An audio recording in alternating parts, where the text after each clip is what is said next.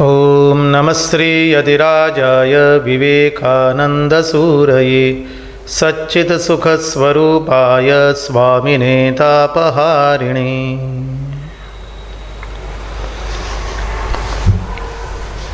आज के हमारा जो विषय है वह है स्वामी विवेकानंद जी द्वारा प्रदत्त कर्मयोग और आज का भारत। स्वामी विवेकानंद जी ने किस तरह से कर्मयोग को हमारे सामने प्रस्तुत किया है, क्योंकि कर्मयोग एक ऐसा योग है जहाँ पर हम सब लोग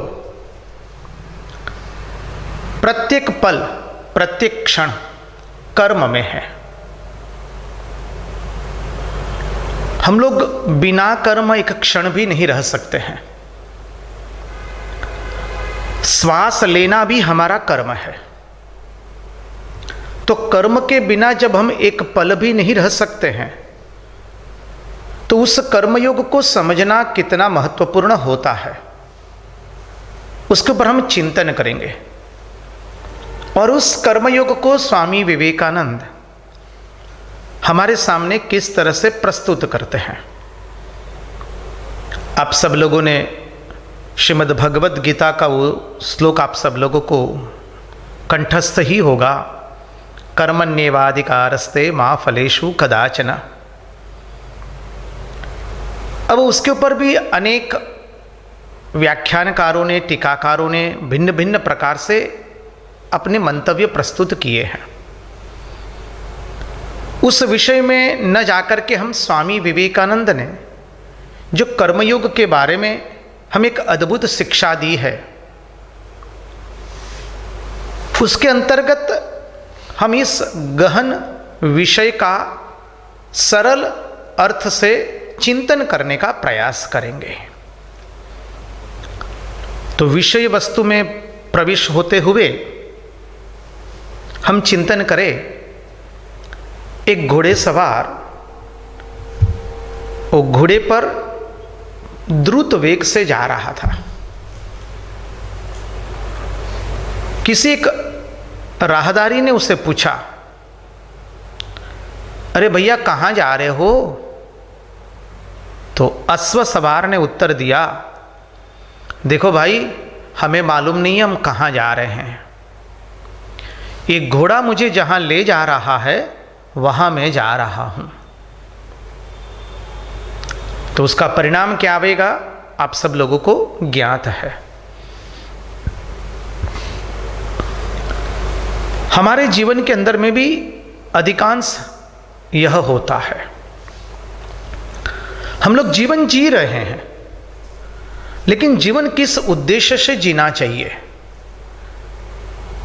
हमारा जीवन का लक्ष्य क्या है, उद्देश्य क्या है? हम सुबह से लेकर रात तक बहुत कर्म करते हैं, प्रति पल प्रति क्षण हम कर्म में संलग्न है, लेकिन उस कर्म का उद्देश्य क्या है, जीवन का उद्देश्य क्या है, उसकी ओर हम इतनी दृष्टि रखते नहीं हैं। और जब लक्ष्य की ओर, उद्देश्य की ओर दृष्टि नहीं होती है तो जीवन के अंदर में हम जो कुछ भी मेहनत करते हैं, परिश्रम करते हैं, वो सब अंततो गत्वा व्यर्थ में परिणत होता है। तो इस विषय में प्रस्तुत होने से साथ साथ हमें एक ज्ञात होना चाहिए, हम जो भी कर्म कर रहे हैं, चाहे आप विद्यार्थी के रूप में विद्याध्ययन कर रहे हैं, चाहे आप एक व्यापारी के रूप में व्यापार कर रहे हैं, चाहे आप नौकरी कर रहे हैं, चाहे गृहिणी के रूप में आप गृह कार्य में व्यस्त है, चाहे किसान के रूप में आप किसानगिरी कर रहे हैं, या आप कोई जूता सिलाई का कार्य कर रहे हैं, या कोई साफ सफाई का कार्य कर रहे हैं, हम सब लोग प्रत्येक समय, प्रत्येक पल, प्रत्येक क्षण कर्म करते रहते हैं। तो उस कर्म को हम किस तरह से करें, ताकि वो योग में परिणत हो, वो हमारी आध्यात्मिक साधना में परिणत हो। उद्देश्य यही हमारा होना चाहिए। अब जैसे अभी हमने देखा कि जीवन का उद्देश्य क्या है, इस संसार में अधिकांश मनुष्य को अपने जीवन के उद्देश्य के बारे में ज्ञात नहीं होता है। मनुष्य इतना ही समझता है कि खाओ पियो, इंद्रियों का भोग करो, बस यही जीवन का उद्देश्य है। Eat, drink, be merry and produce children. यहीं पर हमारा जीवन जैसे खत्म हो जाता है। ये धारणा, ये विचार अत्यंत गलत है। स्वामी विवेकानंद हमें समझाते हैं, eat, drink, be merry and produce children cannot be the goal of life. Then what is the goal of life? Question comes. फिर प्रश्न आता है तो हमारे जीवन का लक्ष्य क्या है, जीवन का उद्देश्य क्या है? जीवन का उद्देश्य अद्भुत है। शादी करना, ब्याह करना, संतान को जन्म देना, वो बुरा नहीं है, वो करना है, आवश्यक है। लेकिन केवल वहीं पर अपने आप को समेट लेना, जीना, वो अशक्य बात है। वो अत्यंत निम्न कक्षा का जीवन हो जाता है। इसलिए अपने यहां हमारा शास्त्र धर्म की परिभाषा देता है, आहार निद्रा भय मैथुनम च समानमेतत् पशुभिर नराणाम धर्मो ही तेषाम अधिको विशेषः धर्मेण हीनः पशुभिर नराणाम। आहार, निद्रा, भय एवं मैथुन का कार्य पशु भी करता है।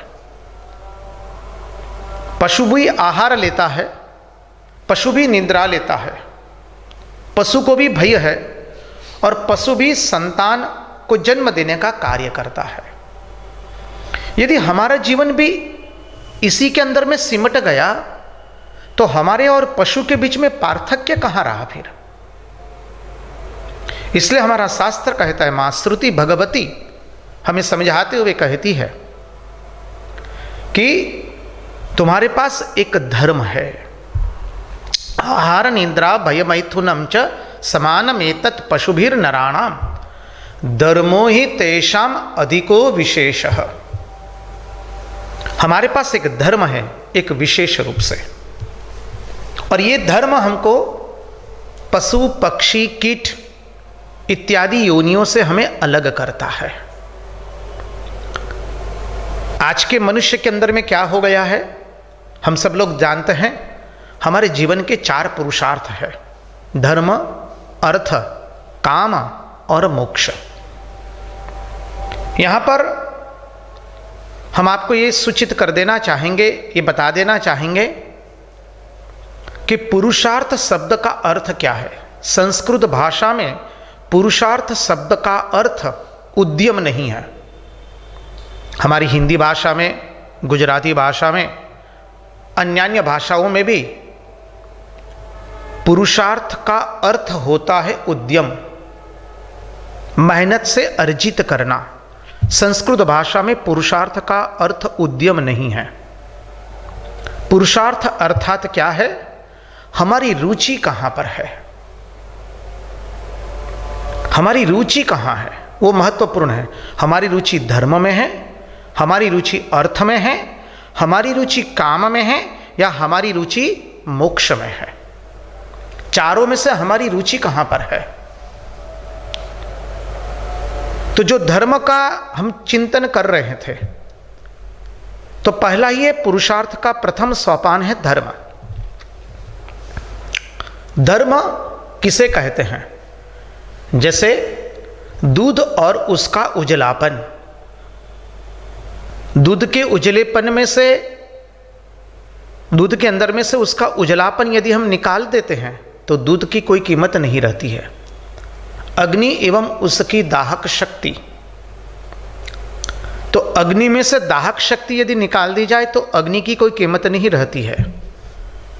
वैसे ही मानव मात्र में से, मनुष्य में से मनुष्यत्व को यदि हम निकाल दें तो उस मानव की कोई कीमत नहीं है। और ये मनुष्यत्व प्रदान कौन करता है? हमारा धर्म। धर्म किस तरह से मनुष्य को मनुष्यत्व प्रदान करता है तो हमारी मां श्रुति भगवती बहुत सुंदर बताती है। इसलिए हमारे स्वामी विवेकानंद भी कहते हैं, ओ मां मुझे मनुष्यत्व दो, ओ मां मुझे मनुष्य बनाओ, ओ मदर मेक मी मैन। मनुष्यत्व, मनुष्य और मनुष्यत्व में पार्थक्य है। हमें जो मनुष्यत्व प्रदान करे वो धर्म है। और धर्म करता क्या है? धर्म हमारी इंद्रियों को लगाम लगाता है, हमारे नेत्रों को लगाम लगाता है, हमारी कर्णेंद्रियों को लगाम लगाता है, हमारी नासिका को लगाम लगाता है। जो हमारी पंच ज्ञानेंद्रियां हैं, नेत्र, कर्ण, नासिका, त्वचा एवं जिह्वा, 5 कर्मेंद्रियां जो हमारी है, हस्त, पाद, मुख, उपस्थ एवं गुदा, और अंतःकरण चतुष्टय, मन, बुद्धि, चित्त एवं अहंकार। इन सब को लगाम लगा करके उसको सुनियोजित करता है, वह है धर्म। उदाहरण के रूप में हम देखें तो गंगा जी जो हिमालय से बह रही है, उसकी कोई एक नहर, कोई एक धारा एक अलग हो गई, मुख्य प्रवाह से कोई एक धारा अलग हो गई। तो जब धारा अलग हो जाती है तो वो धारा ज़्यादा दिन तक चलती नहीं है, वो आगे जाके खत्म हो जाती है। उसी तरह से जो मनुष्य अपने जीवन में धर्म का अनुसरण नहीं करता है, धर्म में श्रद्धा नहीं रखता है, धर्म में आस्था नहीं रखता है, वो क्या होता है? वो अपने मूल तत्व से अलग हो जाता है और अंततो गत्वा उसकी वही स्थिति होती है जो गंगा जी की धारा की हुई। अब वह धर्म हमको क्या करता है? पहले तो हमें लगाम देता है, हमारी इंद्रियों को लगाम देता है। ये भगवान ने इंद्रियां कैसी बनाई हैं? तो हमारी मां श्रुति भगवती कहती है, परांच खानी व्यतृणत स्वयंभु तस्मात् परांग पश्यति नान्तरात्मन कश्चित धीरः प्रत्यगात्मानम ऐक्षत आवृत चक्षुः अमृतत्वमिच्छन्। भगवान ने हमारी इंद्रियां ही ऐसे बनाई हैं कि वो सब समय बाहर की ओर अग्रसर होती है। हमें सब कुछ बाहर का चाहिए। हम सुंदर दृश्य भी देखना चाहते हैं तो बाहर का देखना चाहते हैं, सौंदर्य देखना चाहते हैं, बाहर का देखना चाहते हैं। हमें आवाज़ सुननी है किसी की तो वो भी बाहर से सुननी है। हम यदि स्पर्श करवाना चाहते तो वो भी बाहर का स्पर्श चाहते हैं। हम मुख में कुछ भी डालना चाहते हैं तो वो भी बाहर का डालना चाहते हैं। भगवान ने इंद्रियां ही हमारी ऐसी बनाई हैं कि वो सब समय बाहर की ओर भागती रहती है। धर्म उस इंद्रियों को लगाम दे करके भीतर की ओर मोड़ता है, जिसे हम अंग्रेजी में कहते हैं let us take U turn. आप सब लोग जब वाहन चलाते हैं तो रास्ते पर लिखा हुआ होता है U turn, take U turn. उसी तरह से हम बाहर निकले, हमारी इंद्रियां बाहर का देखती है। अब उस इंद्रियों को बाहर से भीतर की ओर मोड़ने का कार्य ये धर्म करता है। और ये प्रथम सोपान हुआ। द्वितीय सोपान हमारा धर्म क्या करता है? उस इंद्रियों को लगाम देकर के इस जीवात्मा का योग करवाता है। किससे योग करवाता है? परमात्मा से। अब आप कहेंगे महाराज ये जीवात्मा क्या आ गया और परमात्मा क्या आ गया? उसके चिंतन में हम यदि प्रविष्ट हो जाए, क्योंकि कर्मयोग को हमको समझना है तो पहले ये धरी हमें बांधनी अत्यंत आवश्यक होगी। ये धरी बनाए बिना यदि हम सीधे कर्मयोग में घुस जाएंगे तो उसका कोई अर्थ नहीं रहता है चिंतन का। तो ये जीवात्मा और परमात्मा का मिलन, योग मानी जो जीवात्मा एवं परमात्मा का मिलन करवाए। अब जीवात्मा क्या है, परमात्मा क्या है, हम सीधी भाषा में समझे यदि, तो जीव जोड़ आत्मा बराबर जीवात्मा, परमात्मा बराबर परम जोड़ आत्मा बराबर परमात्मा। व्यष्टि दृष्टया जीवात्मा, समष्टि दृष्टया परमात्मा। जो एक में रहता है उसे हम जीवात्मा कहते हैं, उसे व्यष्टि कहते हैं, हम सब लोग जानते हैं। जो एक में होता है वो व्यष्टि हुआ, वो है जीवात्मा।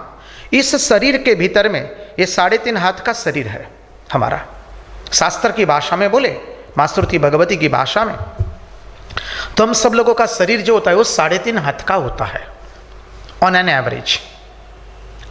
तो इस 3.5 हाथ का जो शरीर है वो व्यष्टि है। तो व्यष्टि दृष्टया जीवात्मा, समष्टि दृष्टया परमात्मा। समष्टि मानी सबका इकट्ठा, उसको कहते परमात्मा। तो व्यष्टि दृष्टया जीवात्मा, समष्टि दृष्टया परमात्मा। हमें व्यष्टि से समष्टि में जाना है। ये हमारे श्रुति मां भगवती ने हमारे जीवन बताया है। क्यों? Because when we dissolve ourselves into others, when we go from individual to general, what happens? We forget our identity. हम जब व्यष्टि में से समष्टि में जाते हैं तो हम हमारा व्यक्तित्व भूल जाते हैं।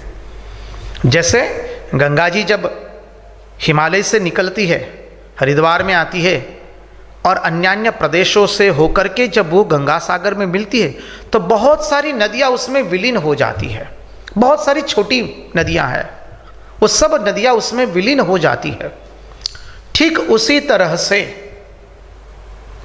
हम जब व्यष्टि समष्टि में मिल जाएगा तो क्या होगा? जैसे अंत में गंगा सागर के अंदर में एक विशाल समुद्र के रूप में जा रहा है सब कुछ, उसी तरह से जब हम परमात्मा में विलीन हो जाएंगे तो क्या हो गया? हमें अपना स्वस्वरूप प्राप्त हुआ। इसी मां श्रुति भगवती को, इस वाक्य को, इस सिद्धांत को, इस उपदेश को स्वामी विवेकानंद अपनी वैज्ञानिक भाषा में बताते हुए हमें कहते हैं। क्या कहते हैं?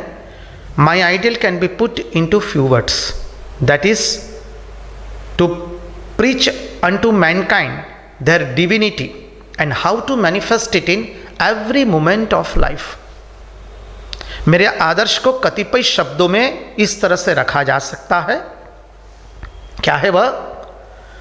कि प्रत्येक मनुष्य को उसकी दिव्यता का भान कराना, उसकी दिव्यता के प्रति उसे जागरूक करवाना और वो अपनी दिव्यता को प्राप्त करे, और वही दिव्यता जीवन के प्रत्येक पल में वो किस तरह से अभिव्यक्त कर सके। ये मुख्य बिंदु है आज का जो हमारा विषय जो है कर्मयोग का, उसमें अत्यंत महत्वपूर्ण बिंदु है कि प्रत्येक मनुष्य को उसकी दिव्यता का भान कराना है और उस दिव्यता को वो प्रत्येक क्षण में, प्रत्येक कार्य में कैसे वो अभिव्यक्त कर सकता है। तो ये धर्म ये दूसरा सोपान करता है। पहला सोपान करता है हमारी इंद्रियों को लगाम लगाता है, लगाम लगा करके उसने हमको अंतर्मुखी बनाया, जिससे हमने कहा कि let us take U turn. और द्वितीय सोपान करता हुआ कहता है हमें अपने स्वस्वरूप का भान करवाता है। जो प्रश्न है हु एम आई, मैं कौन हूं, क्योंकि अभी हमारा जो व्यक्तित्व है, उदाहरण के स्वरूप हम यदि अपने राम की बात करें तो अपने राम का नाम है अभी स्वामी गुणेशानंद। अपने राम का नाम 30 वर्ष के पूर्व कुछ और था। अपने राम का नाम कुछ 15 वर्ष के पूर्व और कुछ था। जब ब्रह्मचर्य दीक्षा हुई थी तो अपने राम का नाम कुछ और था। उसके पूर्व जब हम पूर्वाश्रम में थे तब कुछ और नाम था। ये नाम बदलता रहता है, रूप बदलता रहता है। आज हमारा जो रूप है 10 वर्ष पूर्व वह नहीं था और 10 वर्ष के पश्चात भी वह नहीं रहेगा। तो हमारा ये जो व्यक्तित्व है वो सतत बदलता रहता है। तो जो सतत बदलता है वो हमारा सही व्यक्तित्व नहीं है। हमें अपने स्वस्वरूप का भान करना है। हमारा स्वस्वरूप क्या है?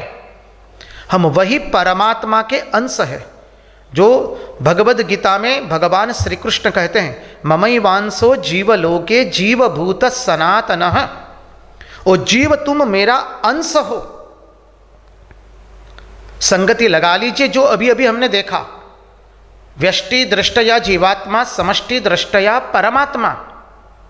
जो जीवात्मा है वही परमात्मा है, उसका हमें अनुभव करना है, वो हमारे जीवन का लक्ष्य है। अब जब हम स्वस्वरूप की प्राप्ति करेंगे तब क्या होगा? बस हमारे जीवन का लक्ष्य हमने प्राप्त कर लिया। ये हमें हमारे जीवन में इसको मुख्य धारा बनानी पड़ेगी। और ये मुख्य धारा जब हम धर्म का अनुसरण करते हैं तभी हमें प्राप्त होती है। इसलिए स्वामी विवेकानंद इसी सिद्धांत को हमारे सामने वैज्ञानिक भाषा में रखते हुए कहते हैं, Its soul is potentially divine. The goal is to manifest this divinity within by controlling nature, external and internal. Do this either by work or worship, philosophy or psychic control, by one or more or all of this, and be free. This is the gist of religion. हमारे धर्म का सार तत्व क्या है? हमारे भीतर में जो अंतर्निहित दिव्यता है उसका प्रकटीकरण करना। कैसे करें? बोले बाह्य एवं आंतर प्रकृति को वश में करके, तत्पश्चात चाहे आप भक्ति योग कीजिए, ज्ञान योग कीजिए, कर्म योग कीजिए या राजयोग कीजिए, एक से अधिक कीजिए या चारों योगों का सहारा लेकर, चारों योगों का आश्रय लेकर के आप अपने स्वस्वरूप को प्राप्त करें। यही धर्म का सार तत्व है और वही हमारे जीवन का लक्ष्य है। Its soul is potentially divine. The goal is to manifest this divinity. मिला लीजिए संगति।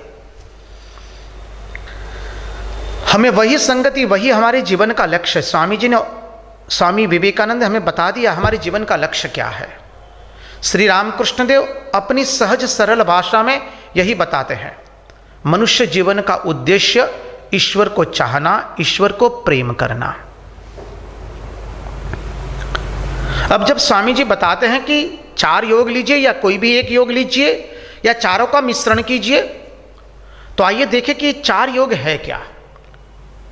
तो 4 योग जो है भक्ति योग, कर्म योग, ज्ञान योग एवं राजयोग, और उसमें से आज हम कर्मयोग पर विशेष रूप से दृष्टिपात करेंगे। तो हमने जान लिया कि ये योग क्या है। योग मानी जो हमें परमात्मा से जुड़वाता है, अर्थात हमें हमारे स्वस्वरूप की प्राप्ति करवाता है, उसे हम योग कहते हैं। और जो हमें हमारे स्वस्वरूप को प्राप्त न कराए वो योग कभी नहीं हो सकता है। अभी हम थोड़ा चिंतन कर ले, यदि हमने हमारे जीवन का लक्ष्य केवल ईट drink be merry and produce children रखा है तो क्या होगा? वो हमें हमारे स्वस्वरूप की प्राप्ति नहीं करवाता है, अर्थात वो योग नहीं हुआ, वो हो गया भोग। इसलिए स्वामी विवेकानंद कहते हैं जब हम प्रत्येक पल कर्म करते हैं, प्रत्येक श्वास लेते हैं, वो भी कर्म है, तो उसको हम योग में कैसे परिणत करें। और यह स्वामी विवेकानंद का एक विशिष्ट योगदान है। तो आइए हम उसके अंदर में और गहनता से और सूक्ष्मता से देखने का प्रयास करें। देखिए, हमारी मां श्रुति भगवती कहती है, धर्मस्य या अपवर्गस्य नार्थोर्थायोपकल्पते धर्मस्य कांतस्य। धर्मस्यापवर्गस्य नार्थोत्थायोपकल्पते नार्थस्य धर्मैकान्तस्य कामो लाभाय हि स्मृतः कामस्य नेन्द्रियप्रीतिर्लाभो जीवेत यावता जीवस्य तत्वजिज्ञासा नार्थो यश्चेह कर्मभिः। हमारी माँ श्रुति भगवती ने भी वही बात कही है जो स्वामी विवेकानंद कहते हैं, जीवन का लक्ष्य क्या है? तत्व जिज्ञासा, स्वस्वरूप की प्राप्ति करना। उस स्वस्वरूप की प्राप्ति के लिए हम कर्मयोग का आश्रय लेते हैं। और जो बात स्वामी विवेकानंद कहते हैं वही श्रीमद् भागवत भी कहता है और वही श्रीमद् गीता जी भी वही बात कहते हैं। तीनों का हम चर्चा करेंगे, तीनों की बात हम लाएंगे साथ साथ में। इस कर्मयोग की विशेषता यह है, इसमें आप यदि ईश्वर में मानते हैं तो भी भला और नहीं मानते हैं तो भी भला। एक कर्मयोग क्या है?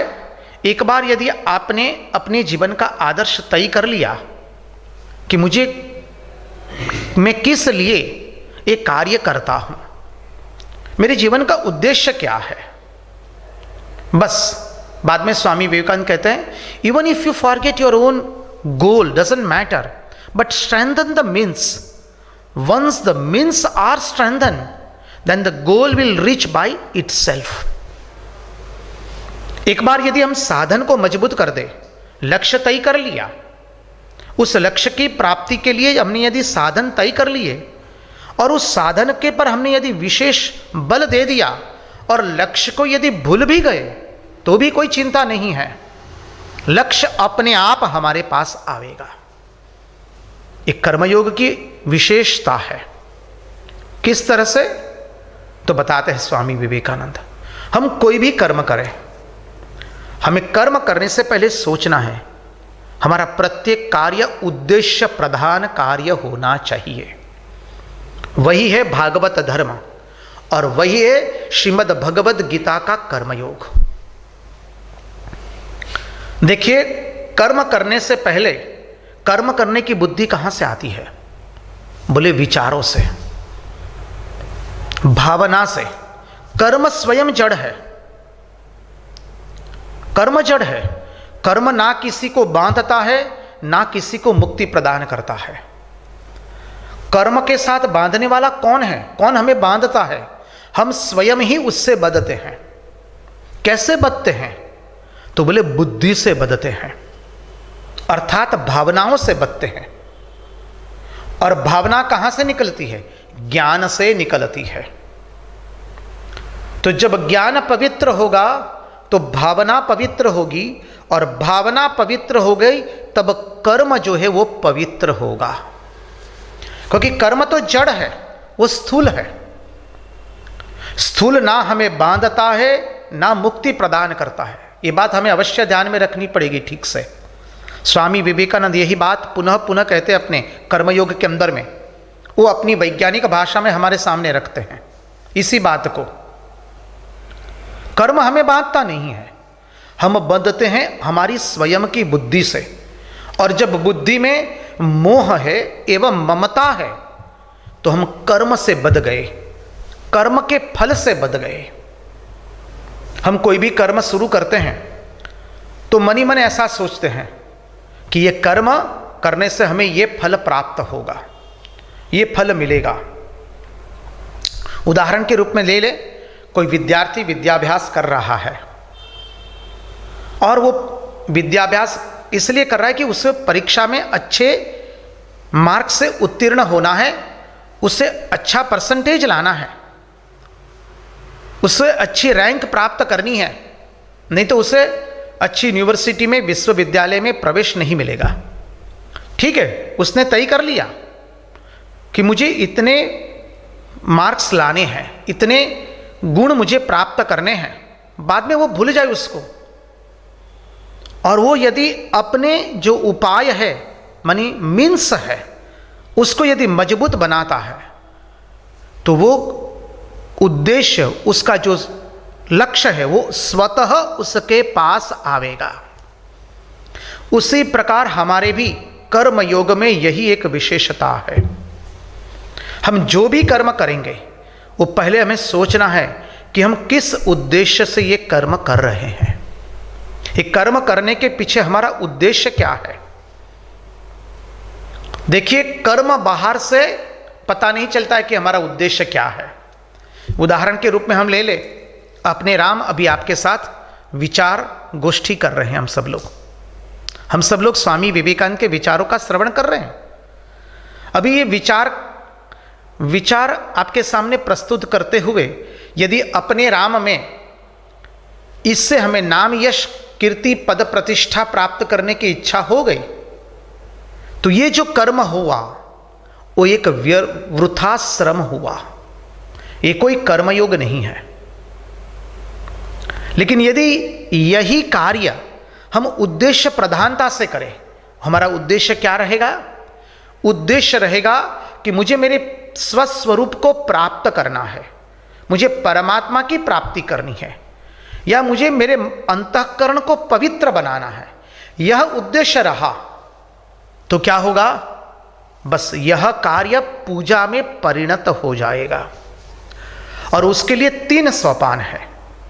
पहला है वर्क एंड वर्शिप, द्वितीय है वर्क एज वर्शिप, और तृतीय है वर्क इज वर्शिप। प्रथम है कार्य एवं पूजा। हम जब प्रथम सोपान में होते हैं तो हमारे लिए कार्य भी अलग है और पूजा भी अलग है। स्वामी विवेकानंद भी समझाते हैं। क्या कहते हैं Swami Vivekananda? Each and every work should be a spiritual work, there should not be any secular work.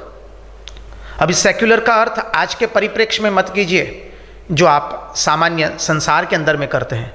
उस दृष्टि से स्वामी जी सेक्युलर वर्क नहीं कर रहे हैं। सेक्युलर वर्क अर्थात don't perform any action without goal, and the goal is, Swami ji has already prescribed it, its soul is potentially divine, the goal is to manifest this divinity. प्रत्येक कार्य हम शुरू करें, हम जो सांस ले रहे हैं वो किस लिए ले रहे हैं? वाई एम टेकिंग ब्रीथ, एक ही उद्देश्य है। हम जब सांस ले रहे हैं तब हमें भावना करनी है कि हम प्रत्येक पल में, प्रत्येक सांस में हम सकारात्मक विचार ले रहे हैं। हमारे अंदर में प्रेम, निस्वार्थता, सेवा, करुणा इत्यादि सद्गुण आए, और जब हम सांस बाहर निकाल रहे हैं तो हमें चिंतन करना है हमारे भीतर में प्रविष्ट ईर्ष्या, द्वेष, अहमता, ममता, इसका हम त्याग कर रहे हैं। Let us begin from the beginning.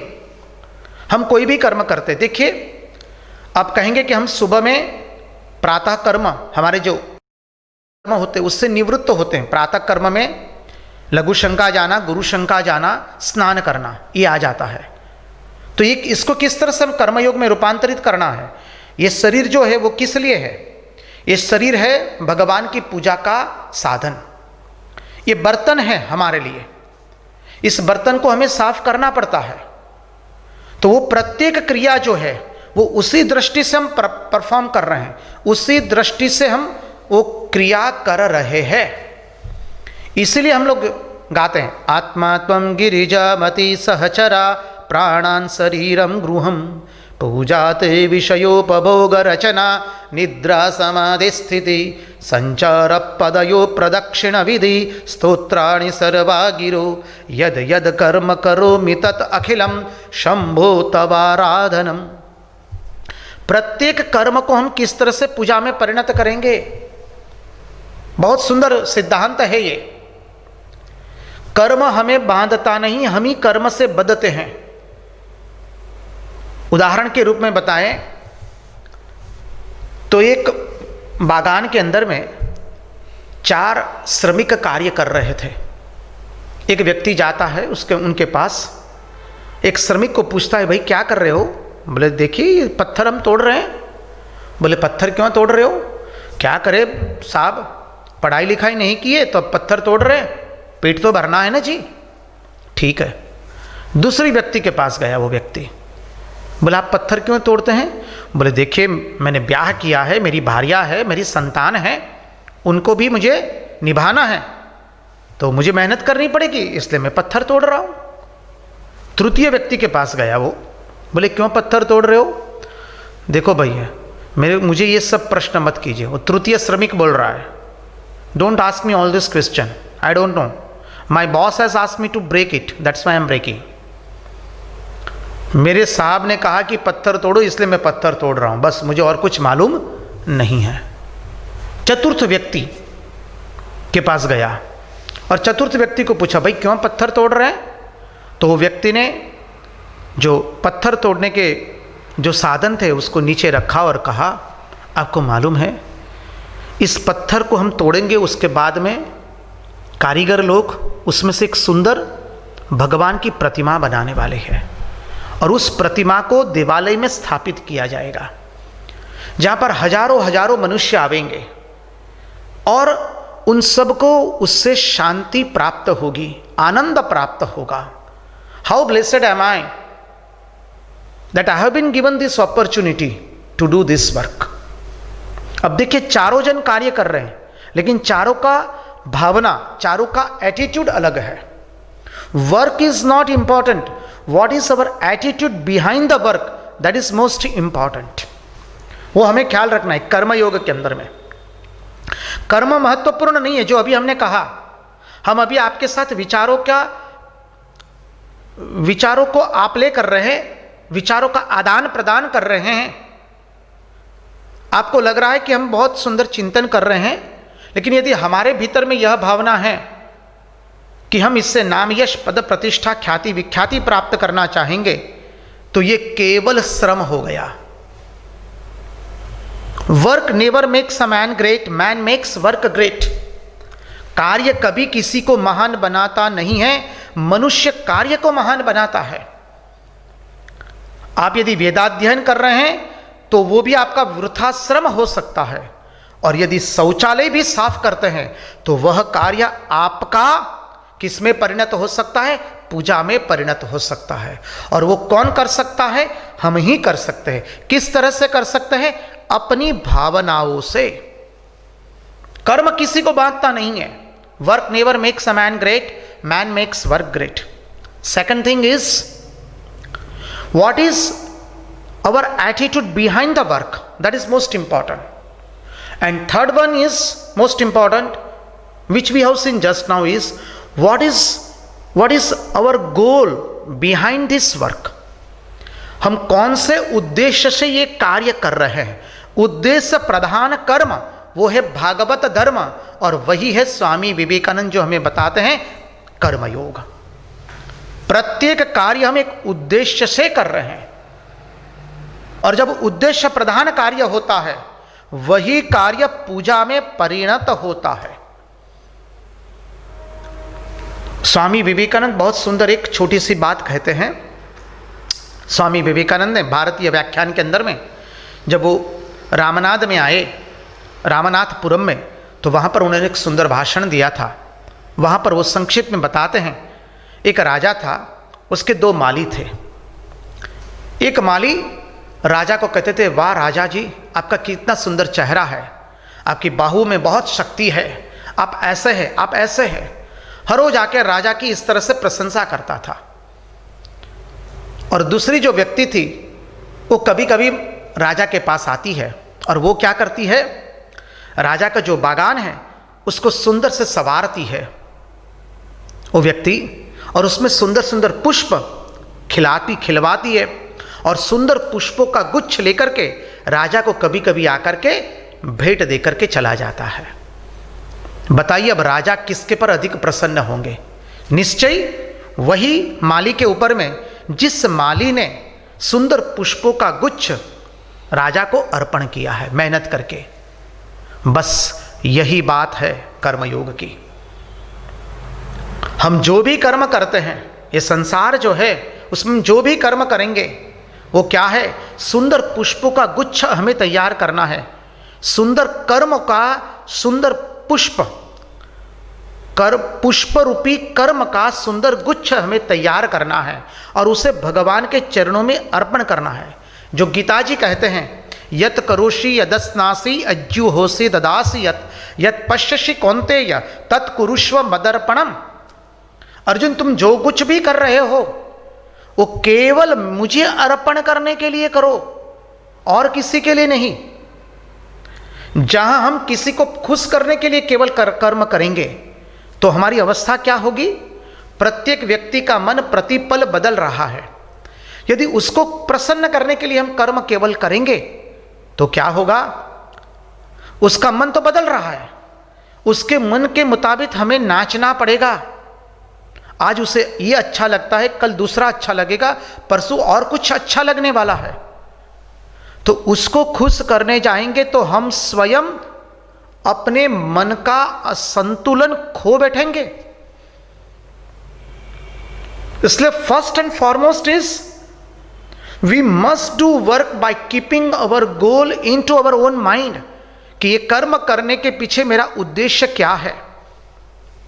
व्यापार आप करते बहुत अच्छा है, व्यापार करने का एक उद्देश्य है अर्थोपार्जन करना, पैसा कमाना, पैसा अर्जित कीजिए, लेकिन उस पैसे से किस लिए आप उस पैसे का आप अर्थ का उपार्जन क्यों कर रहे हैं? उस पैसे को उपार्जन क्यों कर रहे हैं?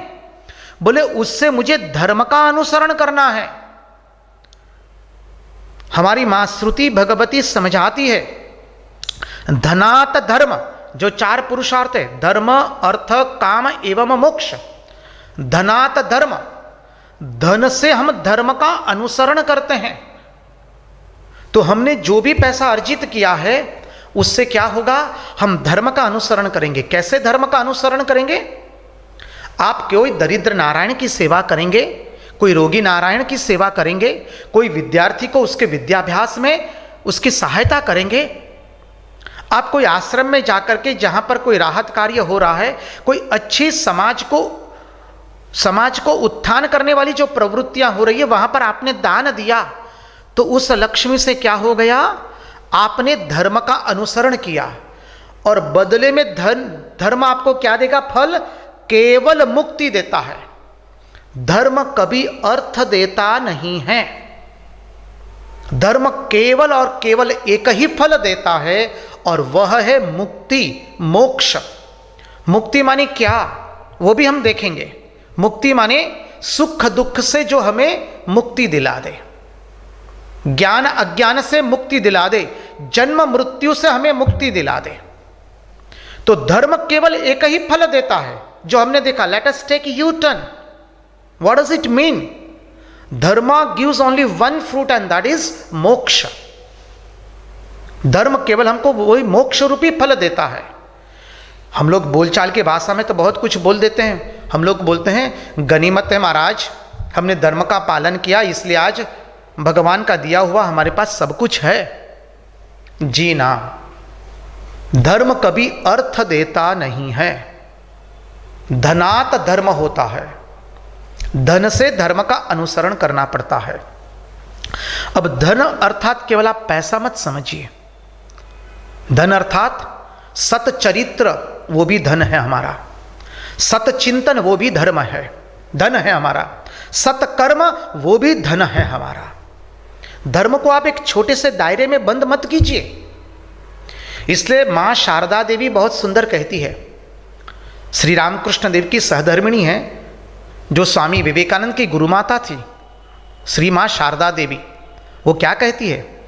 जिसके पास है वो दे और जिसके पास नहीं है वो जपे।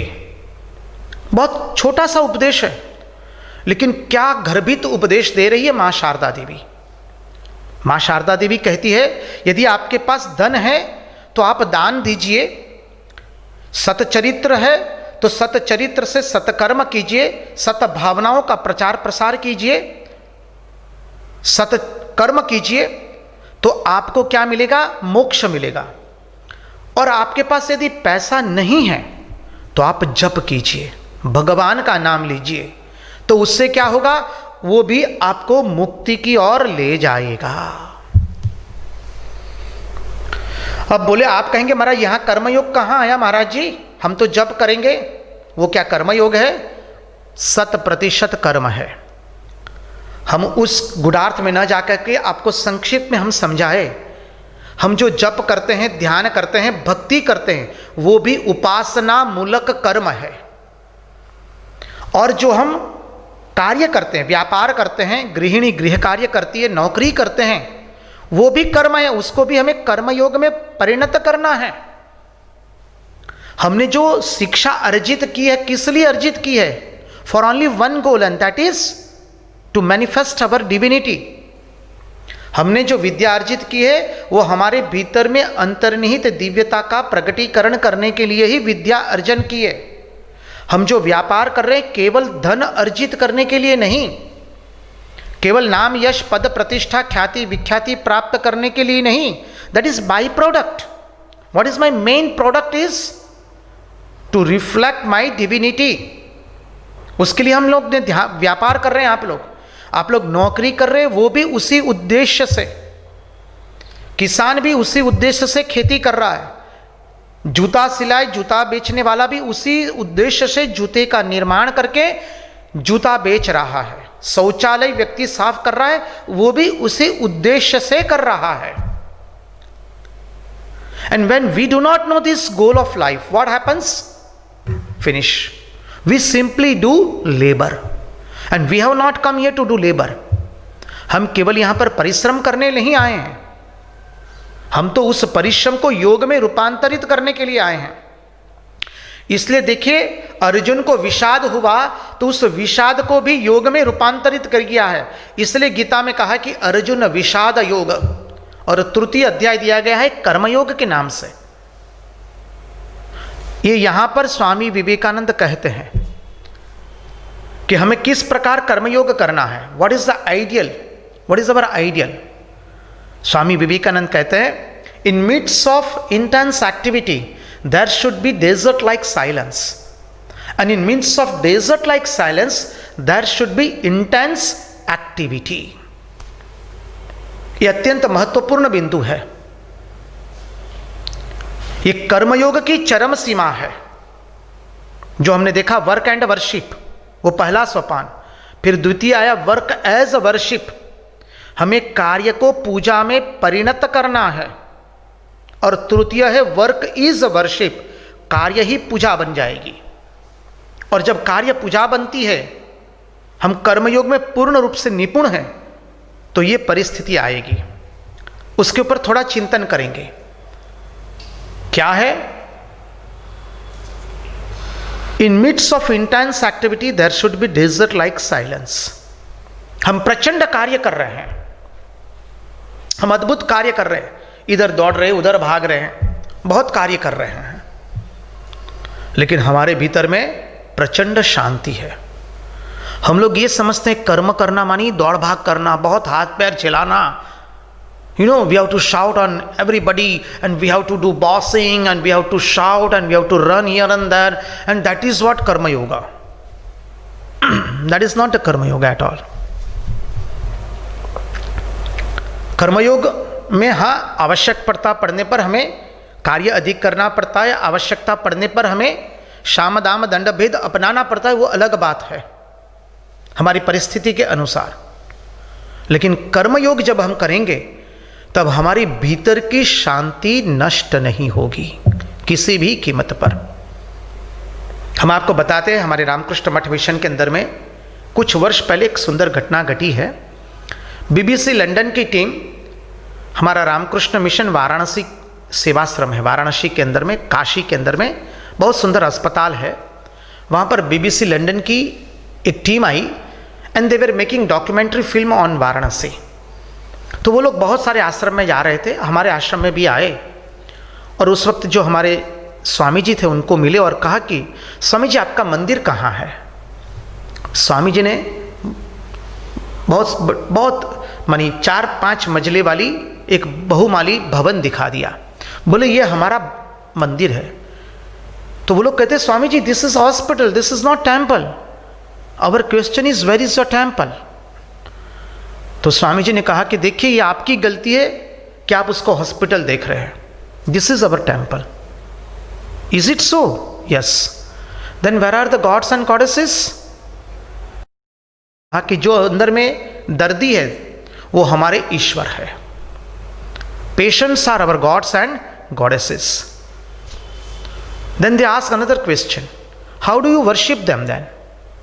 तो स्वामी जी समझाते हैं, जब हम लोग वाराणसी में शिव जी का दर्शन करने के लिए जाते हैं, शिवालय में जो मुख्य ज्योतिर्लिंग है हमारा, तो पहले हम लोग क्या करते हैं, जल से शिव जी का अभिषेक करते हैं। तो ये जब दर्दी हमारे सामने आता है, उसका घाव हुआ है, तो उसको पहले हम स्पिरिट लगाते हैं, वो हो गया हमारा जलाभिषेक। तत्पश्चात हम लोग शिव जी को चंदन लगाते हैं। तो हम यहाँ पर हमारे इस रोगी नारायण को, दर्दी नारायण को, रोगी नारायण को हम क्या करते हैं, मलम लगाते हैं, वो हो गया हमारा चंदन का लेप।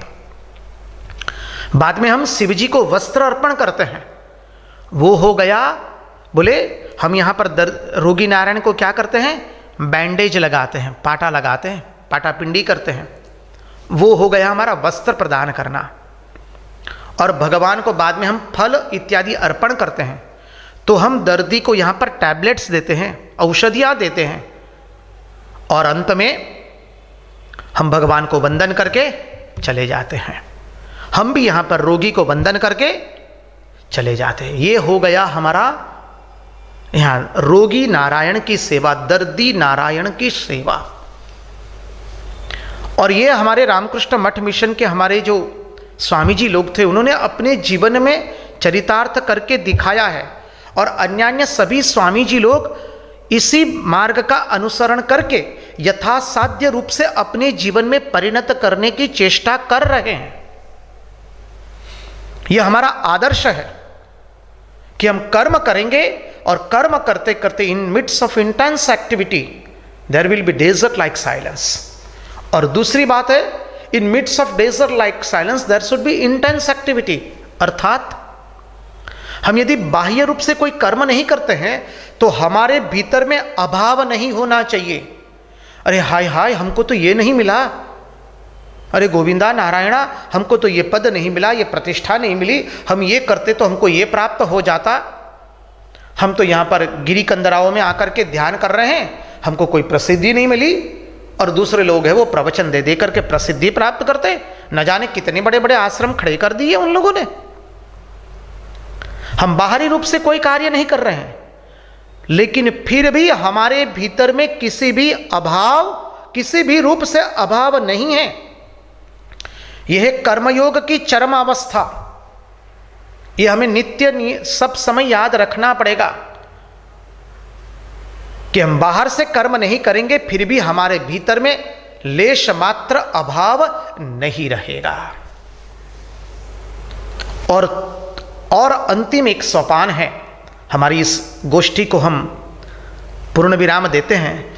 तो पूर्ण विराम देने से पहले बहुत सुंदर एक बिंदु है, एक कर्मयोग का अत्यंत महत्वपूर्ण बिंदु है। जब तक इस बिंदु को हम नहीं समझेंगे, स्वामी विवेकानंद की जीवनी को हम नहीं समझ पाएंगे। कर्मयोग का अंतिम लक्ष्य क्या है, गीता में भी यही बात की ही है, उसके गुणार्थ में न जाकर के हम सीधे मूल बिंदु पर जाएं। तो कर्म करते करते हमें निवृत्ति की ओर जाना है, प्रवृत्ति से निवृत्ति की ओर जाना है। एक मुख्य उद्देश्य कर्मयोग का, और स्वामी विवेकानंद ने अपने जीवन से वो उद्देश्य हमको दिखाया है। याद रखिए, हमको प्रवृत्ति करते करते निवृत्ति की ओर जाना है। जीवन का एक कार्यक्षेत्र होता है, जीवन का मान लीजिए 25 वर्ष से लेकर के 50 वर्ष तक हमें प्रवृत्ति करनी है, 60 वर्ष तक। अभी तो सरकार श्री ने भी कह दिया कि 60 वर्ष के बाद हमें सेवानिवृत्त होना है। तो 20 से 60 का जो हमारा समय है, 25 से 60 का विशेष करके, वो क्या है, प्रवृत्ति का है। और उस वक्त हमें प्रवृत्ति करनी है, हमें लोगों से मिलना है, लोगों से संबंध जोड़ना है, हमें हमारे स्वयं का विस्तार करना है, हमें अर्थोपार्जन करना है, हमें काम को भी भुगतना है। अर्थ और काम को धर्म की मर्यादा में हमें प्राप्त करना है और भुगतना भी है। हमें हमारे स्वयं का एक समाज के अंदर में स्थान स्थापित करना है। We have to make our own identification in our society, that is utmost required. But all these things are to be done between 25 to maximum 60. And what is to be done after 60? That is called निवृत्ति। प्रवृत्ति से निवृत्ति आनी चाहिए। इस बिंदु को हम अवश्य थोड़े गुढ़ार्थ से समझने का प्रयास करेंगे। देखिए, हम प्रातः काल जब अपने शयन कक्ष में से बाहर निकलते हैं तो क्या करते हैं, जहां पर हमारा मानी रसोई घर होता है वहां पर जाते हैं, वहां पर आप जलपान लेते हैं और बाद में आप बाहर निकलते हैं अपने कार्य क्षेत्र में। 7 बजे 9 बजे जो भी आपका समय हो सुबह का, बाहर निकले और फिर रात्रि में 9 बजे आप वापस लौटते हैं। लौट के क्या करते हैं, आप रसोई घर में भोजन लेते हैं। तत्पश्चात आपके शयन कक्ष में जाकर के बिस्तर पर आप लेट जाते हैं। निवृत्ति की, पहले सुबह में आपने प्रवृत्ति की और बाद में क्या किया, आपने निवृत्ति की। यदि आप लौटते नहीं है घर पे वापस तो क्या होगा, घर के लोग चिंता करेंगे, भार्या कहेगी मेरे पतिदेव कहाँ गए, और लौटे नहीं तो क्या होगा, you will be declared as a absconded. आपको कहा जाएगा भी कि ये चले गए हैं, गुमशुदा है, जिस किसी को भी मिले कृपा करके हमें इस नंबर पर सूचित करे। और हमारे साथ भी जीवन में यही होता है, हम सब लोग गुमशुदा हो जाते हैं। प्रवृत्ति तो हमने आरंभ कर दी, करनी ही चाहिए, अत्यंत आवश्यक है, अनिवार्य है, लेकिन क्या किया हमने, निवृत्ति नहीं की। तो क्या हो गया, हम गुमशुदा हो गए, हम घर वापस लौटे नहीं। स्वामी विवेकानंद ने जो अद्भुत कर्मयोग का प्रवर्तन किया, देखिए इस अद्भुत कर्मयोग किस तरह से प्रवर्तन होता है उसकी घटना हम देखें। जब श्री रामकृष्ण देव उनके गुरु काशीपुर उद्यान वाटिका में थे और अपने अंतिम दिनों में से वो गुजर रहे थे, पसार हो रहे थे, एक दिन स्वामी विवेकानंद को बुलाया उन्होंने और उनको अपने सामने बिठाया और बाद में समाधिस्थ हो गए। स्वामी विवेकानंद भी समाधिस्थ हो गए। कितनी देर समाधि रही किसी को मालूम नहीं। जब स्वामी विवेकानंद ने अपने नेत्र खोले तो श्री रामकृष्ण देव के नेत्रों में अश्रु थे और श्री रामकृष्ण देव कहते हैं, नरेन आज मैं तुम्हें देकर के फकीर हो गया, जाओ इस शक्ति से तुम जगन माता का कार्य करोगे। इस जगन माता का कार्य क्या है वह स्वामी विवेकानंद अद्भुत तरीके से हमें समझाते हैं। क्या कहते हैं स्वामी विवेकानंद, वो जगन माता का कार्य जो श्री रामकृष्ण देव ने स्वामी विवेकानंद को दिया है वो क्या है, I shall find it good to cast out this body like a disused garment, but I shall not cease to work. I shall inspire man everywhere till the whole world knows that it is one with God. मैं प्रत्येक मनुष्य को प्रेरणा देता रहूंगा। मैं इसका भावानुवाद करता हूं हिंदी में। स्वामी विवेकानंद कहते हैं, हो सकता है मैं इस शरीर को एक जीर्ण शीर्ण वस्त्र की माफिक मैं इसका त्याग कर दूं, लेकिन मैं समग्र मानव जात को तब तक प्रेरणा देता रहूंगा जब तक समग्र मानव समझ न ले, प्रत्येक मानव, कि वो ईश्वर के साथ एक है। यह है जगन माता का कार्य। और वो वही अभिसंगति लगाइए जो हमने बिंदु शुरू में लिया था, स्वस्वरूप की प्राप्ति करनी है। हम ये जो परिश्रम कर रहे हैं सुबह से लेकर रात तक, वो किस लिए कर रहे, केवल स्वस्वरूप की प्राप्ति के लिए। I must know what is my real nature, who am I. और वही उसी को प्रतिपादित करने के लिए स्वामी विवेकानंद कहते हैं, मैं आपको कर्मयोग का अद्भुत प्रदान करता हूं। इसलिए प्रवृत्ति करते करते हमें निवृत्ति प्राप्त करनी है। प्रवृत्ति ऐसी करनी है कि निवृत्ति स्वतः आती है, और यदि निवृत्ति नहीं आई तो समझना है कि प्रवृत्ति गलत रूप से हुई है। We have not perform karma yoga, we have done simply a labour work, nothing more than that. इसीलिए वो बात आते हुए इसी बात का प्रतिपादन करते हुए स्वामी विवेकानंद, आप स्वामी विवेकानंद के पत्रावली पढ़ेंगे तो पता चलेगा स्वामी विवेकानंद अपनी महासमाधि के कुछ माह पूर्व अपने एक भक्त को चिट्ठी लिख रहे, उसमें लिखते हैं, मैं अब वह विवेकानंद नहीं रहा, मैं तो वही नरेंद्रनाथ दत्त हूँ जो श्री रामकृष्ण देव के चरणों के नीचे बैठ करके उनके उपदेशों का श्रवण करता था। वो प्रचारक विवेकानंद अब नहीं रहा, वो कार्य करने वाला विवेकानंद अब नहीं रहा। और बहुत सारे लोग इस पत्रावली का गलत अर्थ करते हैं, क्योंकि उनको इस शास्त्र की अद्भुत महिमा मालूम नहीं है, क्योंकि उनको स्वामी विवेकानंद की जीवनी का गहन अभ्यास मालूम नहीं है। इसलिए कई चिंतकों ने कहा कि देखो, स्वामी विवेकानंद के जीवनी में अंतिम दिनों में भी यह रंज हुआ था, यह क्षोभ हुआ था। ये बिल्कुल गलत बात है। इसलिए स्वामी विवेकानंद प्रवृत्ति एवं निवृत्ति दोनों अपने जीवन से बता रहे हैं। उतना ही नहीं, स्वामी श्री रामकृष्ण देव के प्रत्येक अंतरंग सन्यासी शिष्य को देख लीजिए। स्वामी शारदानंद जी महाराज अद्भुत कर्मयोगी थे, लेकिन प्रवृत्ति से निवृत्ति बताते हैं। वो प्रवृत्ति का लक्ष्य ही है कि स्वतः निवृत्ति आनी चाहिए, और जब निवृत्ति नहीं आई तो समझिए प्रवृत्ति गलत रूप से हुई है। गृहिणी बहुत सुंदर कार्य करती है, सारा दिन कार्य करती है माँ। घर में एक बेटा है, घर में बहू आई, बहू जब घर में एडजस्ट हो जाती है 1 साल भर में, बाद में माँ कहती, बेटा लो ये तुम्हारा घर की चाबियाँ सब, अब मैं निवृत्ति, अब मुझे केवल हरि भजना है। तो वो हुआ प्रवृत्ति से निवृत्ति। व्यक्ति यदि कोई पदासीन है और पद नहीं छोड़ता है तो वो प्रतिफलित करता है कि वो उस पद से मोहित हो चुका है, उस पद से वो बद्ध गया है। उसने प्रवृत्ति की, लेकिन वो निवृत्ति नहीं कर सकता है, उसे हम कर्मयोग नहीं करेंगे। इसलिए स्वामी विवेकानंद के कहते हैं, give up we should give up willingly. हमें स्वेच्छा से त्याग करना है। वो त्याग क्या है? प्रवृत्ति से निवृत्ति। इसलिए हमारा सनातन धर्म के 3 सिद्धांत है। ये 3 सिद्धांत यहीं पर है। अब प्रत्येक वस्तु की संगति लगा लीजिए।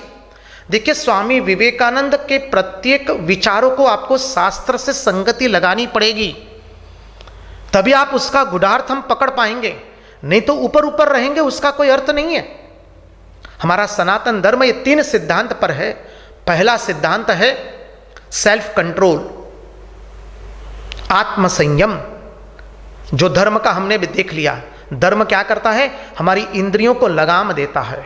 द्वितीय है वी इंजॉय टू रिनाउंस, हम भोग करते हैं त्याग करने के लिए। और तृतीय क्या है?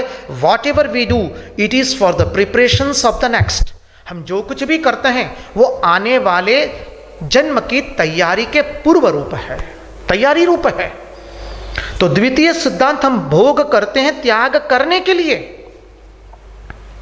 इसलिए स्वामी विवेकानंद ने भी रामकृष्ण मिशन की रचना करके उसके अध्यक्ष पद पर से स्वयं उन्होंने इस्तीफा दे दिया, वो पद का त्याग कर दिया, पद त्याग दे दिया, उन्होंने त्याग पत्र दे दिया। और वह स्वयं प्रवृत्ति से निवृत्ति अपने जीवन से बता रहे हैं। प्रवृत्ति इस तरह से करनी है ताकि निवृत्ति जीवन में आए। जिंदगी के अंतिम क्षण तक प्रवृत्ति करते रहे, वो कर्मयोग की निशानी नहीं है, और किसी की निशानी हो सकती है। इसलिए स्वामी विवेकानंद ने कहा कि what is our ideal in midst of intense activity there should be desert like silence, and in midst of desert like silence there should be intense activity। ये अत्यंत महत्वपूर्ण। गीता के अंदर में भगवान यही कहते हैं पुनः पुनः अर्जुन को कि अर्जुन, कर्म अकर्म एवं विकर्म, ये 3 बात आप अच्छी तरह से जानते हैं। ये विषय इतना बड़ा है, इसके पर कितनी भी हम चर्चा करें हर बार समय कम ही पड़ेगा। लेकिन अब पूर्णाहुति करते हुए हम इसी बात पर आएंगे। हमें प्रवृत्ति करते करते निवृत्ति की ओर अग्रसर होना है। तो जब हम पूर्णाहुति कर रहे हैं तो 3 चीज पुनः एक बार 3 से 4 बिंदु एक बार पुनः देख लेते हैं। कर्मयोग का प्रथम बिंदु है हमारा प्रत्येक कर्म उद्देश्य प्रधान कर्म होना चाहिए। द्वितीय, कर्म किसी को बांधता नहीं है, किसी को मुक्ति नहीं देता है। कर्म तो जड़ है, हम स्वयं अपने अज्ञान के कारण कर्म से बंधते हैं। इसलिए अहमता एवं ममता वो हमें त्यागना पड़ेगा। तृतीय, work is not important, what is our attitude behind the work.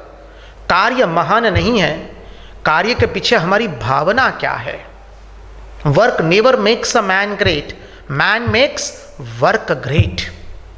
और अंतिम सोपान जो आया, प्रवृत्ति करते करते हमें निवृत्ति में परिणत होना है। We enjoy to renounce. एक कर्मयोग का हमने बाहरी रूप से एक रूपरेखा देने का प्रयास किया है। आशा करते हैं हम सब लोगों के श्रवण में आसानी से हम इस कर्मयोग को समझने में, थोड़ा बहुत समझने में हमें थोड़ी सहायता मिली होगी। हम भगवान से प्रार्थना करते हैं, भगवान हम सब की ऐसी बुद्धि बनाए कि हम प्रत्येक कर्म को पूजा के रूप में परिणत करने के प्रयास करें, उद्देश्य प्रधान कर्म करें और निवृत्ति, हमारे प्रत्येक कर्म का उद्देश्य निवृत्ति होगा। इसी प्रार्थना के साथ कृष्णदेव, माँ शारदा देवी, स्वामी विवेकानंद के चरणों में हम मुहुर्मुहुर वंदन करते हैं। ओम शांति शांति शांति, हरि ओम तत्सत।